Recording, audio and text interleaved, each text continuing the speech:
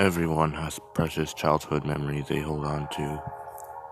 It's not until you grow up when you realize those memories are truly nightmares. I recently finished my final year at school and had decided to enjoy my last summer vacation at my hometown. It sounds strange since college is where all the parties and fun summer events are held. Also, since this was the last time I could enjoy such events, but I've gotten a taste of it last year and it's not my type of thing. My parents rarely use my childhood home anymore. They only use it in the beginning of each year for a month or two. So I started to live there for the time being. My parents told me they were fine with it over a phone call thing as long as I paid the bills, which I was fine with. I hadn't been in my hometown for a year, so I lost my job as a grocery store bagger. I decided to restore to the newspaper ads since I was too lazy to go driving around town or searching online for one. I flipped through the employment section of the newspaper. Babysitter? No. Exterminator? Nah. Newspaper delivery? Nope. I did a good 5 minutes of scanning until I came across a rather interesting one. It was a job for one of my favorite childhood places, Freddy Fazbear's Pizza. Freddy's was an awesome place that my mother took me to whenever my dad was in town or I just behaved long enough to get a special treat. Unfortunately, the job was for a security guard during the night. Not my ideal position, but I just couldn't turn down Freddy. I immediately circled the ad with my pen and called up the pizzeria. They said I could have the job without getting an interview. They just asked for my name, Mike Schmidt, and my age, 23. I was then told that I could start this fall, November to be exact. A little surprised. This fall, I began to rethink even working here, but then I remembered all the cash I earned while at my job in college. I've had enough money to get by a couple of months before November.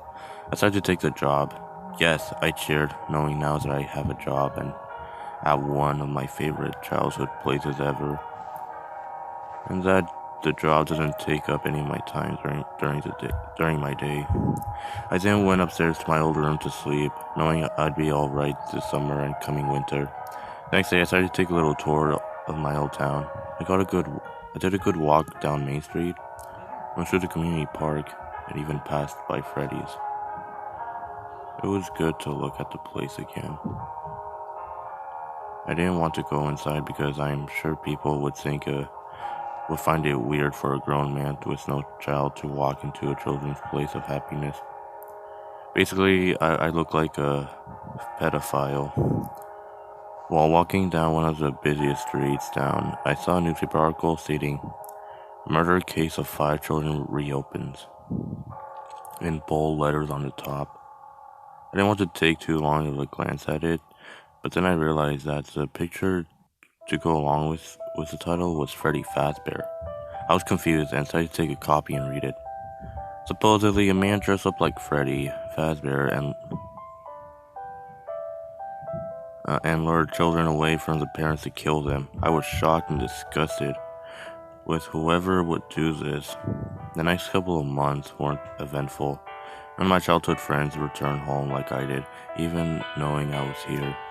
I saw some old relatives, and my parents thought about visiting me, but blew me off.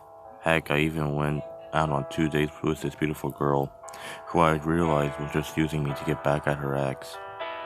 I didn't really even do anything special besides that. I just laid around my couch watching movies and TV shows. Things went on and on like that until November came. November 8th to be exact. It was my first day on the job. I had little money left, so it was good to finally start getting an income again. Night 1. It was a Monday night, and I was about to head out to the pizzeria. I was really excited and worried at the same time. Excited because I was staring at a new job at one of my favorite childhood spots, and worried because I would be there all night. I was I was planning on sleeping the whole day to rest up for the rest of the night, but I just couldn't fall asleep. Oh well, I said to myself, not giving it too much thought. When I arrived at Freddy's, a man was waiting outside for me. Hello, are you the owner here? I asked. Who wants to know? He responded. I'm Mike Schmidt, here for the night watch job, I said. Oh yes, how could I forget? Who else would be here at 12 a.m.? He chuckled. Neighborhood watch? I added, laughing slightly. Are you the one who's going to teach me the basics? I continued. Nah, I'm just the owner. As you guessed, I'm here to give you a pair of keys to the place. Your mentor left a message for you in the security room.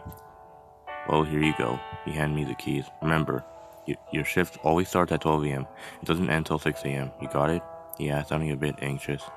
Yes, of course, I replied. Good. Well, good night, son. Don't mess this up, or else you're out, he said, walking towards his car. Good night, I called, but I don't think he heard me. I then opened the door to the place. Fortunately, he left it unlocked for me. Not that's much of a deal if it wasn't. After all, I had the keys. I then looked around the place. A huge sense of nostalgia hit me like a ginormous wave. I then recalled sitting at a party table with my mother and friends, eating pizza and watching Freddy and the band sing. Then looked to the stage. There they were. Freddy, Chica, and Bonnie. Oh, how nice it was to recite those names again.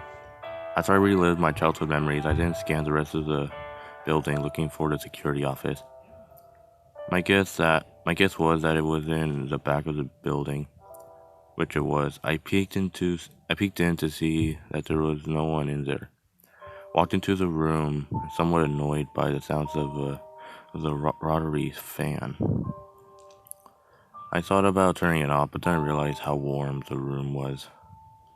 I had no choice but to keep it running. I also noticed a little beep sound going off every couple of seconds. I located the sound to be a message machine.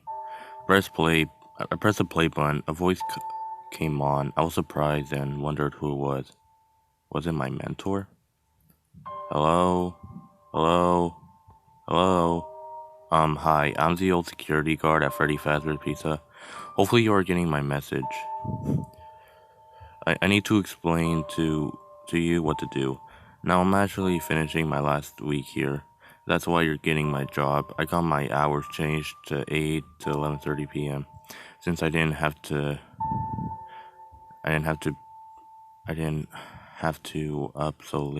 be up so late anymore. Sorry, that's your job now. Now, let me explain to you the basics so you can get through your first week. Now, on the table, you should see a tablet. I glanced over the table and saw the man was right. There was a large tablet with gray trim sitting on the table. Picked it up and turned it on. If you see it, turn it on. The first thing you should see is a camera view of the main stage, along with a lot of different square buttons on a map. Those square buttons are actually all security cameras that you need to check every now and then to make sure someone or something didn't break into this place. The map is actually a whole layout of Freddy Fazbear's Pizza, so you can get a pretty good idea of where things are.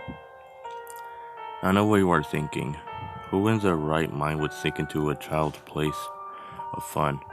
People aren't the problem here. It's actually the animatronics. You know, Freddy and his pals. I was confused. I tapped each camera, looking around, seeing if anything was in the building. There was nothing. What I mean by that, he continued, is that the animatronics get a little quirky at night. They're left in some sort of free roaming mode at night, for some reason, and walk around the whole building. They used to be able to do that during the day, too, but then there was a bite of 87. Yeah, I don't want to go into too much deep. I don't want to go too deep into that, but let me just say that it's shocking the human body can survive without the frontal lobe. I was getting a little creeped out now. Checking the cameras again to once more, finding nothing. I'm gonna move on now. Now the characters here, when they see you, they'll not see you as a worker, because it's nighttime. They'll actually see you as an endoskeleton without his costume on. Now since that's against the rules here at Freddy's, they'll forcefully try to shove you into a Freddy Fazbear suit. Now that wouldn't be so bad if it weren't for the suits being filled with electronic devices and cross beams, especially around the facial area. So you can understand that would cause a bit of discomfort and death. The only parts of your body that would see the light of day again would be your eyeballs and teeth when they pop out from the mask. I was absolutely shocked now. I didn't know what to do. I checked the camera once more. To see that Bonnie was no longer there. Was no longer on the stage. I was filled with fear and anxiety. While I checked the rest of the cameras, I then saw Bonnie standing in the audience area. I was so scared and then paid close attention to what the man said next. Just want you to know that there is really nothing to worry about. It may sound scary, yeah, but really, you'll be fine. Now let me explain to you what happens if a character gets a little too close to you. Next to you, there are buttons for each door. One for closing the door and the other for enabling the door light. Test it out, he was right. The doors and lights would open and close and turn on and off on command. I once again checked the camera to see that Bonnie was in the hall right next to me. I was prepared to close the door if it came closer. Frequently check those lights to see if a character is out there.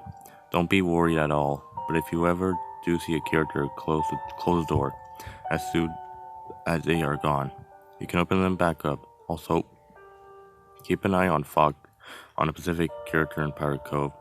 Seems to respond if the camera is on or off it for a long time. Just don't worry, you'll be fine. First it'll be a breeze. Check those cameras, and oh yeah, make sure you don't run out of power. You only get a certain amount each night. Using all the appliances wastes more of it. So conserve it. Talk to you tomorrow. Good night. Message ended. I checked my cameras, and sure enough, it had a power percentage. There. It said I have 80%. Wow, it's 20% gone in 5 minutes. Maybe it's because I left the screens on all this time. Might be a bad idea. What else did he say? A character in Pirate Cove? I remember that place as a child. I didn't check through the cameras, so I found Pirate Cove. There was a current there, but it was closed. I took that as a good sign. I then checked the hall where Bonnie was to see if she was there. I came to the conclusion that with a name like Bonnie, it must be a girl. She wasn't there. I checked the next camera closest to me to see that she wasn't there either. I was confused. She wouldn't just leave the area. I then decided to check those door lights. Nothing on the right. Then I checked the left. To my disbelief, there was Bonnie staring at me. I smacked that door button as hard and as fast as I possibly could. I was terrified, but then I realized that they weren't real people trying to hurt me. They were just robots. I calmed down and pressed the door light button to see if I could see Bonnie's shadow or something. There was nothing showing that Bonnie was there. Hesitantly, I opened the door, and to my surprise, Bonnie wasn't there. So the night went on pretty similar to that. Bonnie got close to me a couple of times, and the curtain at Pirate Cove opened a little, but I saw nothing in there. Chica and Freddy stayed on the stage, thankfully, and I finished the night with 14% power to spare. I overcame my fears of them trying to kill me and simply thought they were just trying to play. I left Freddy's and went home to sleep the day away. I was exhausted.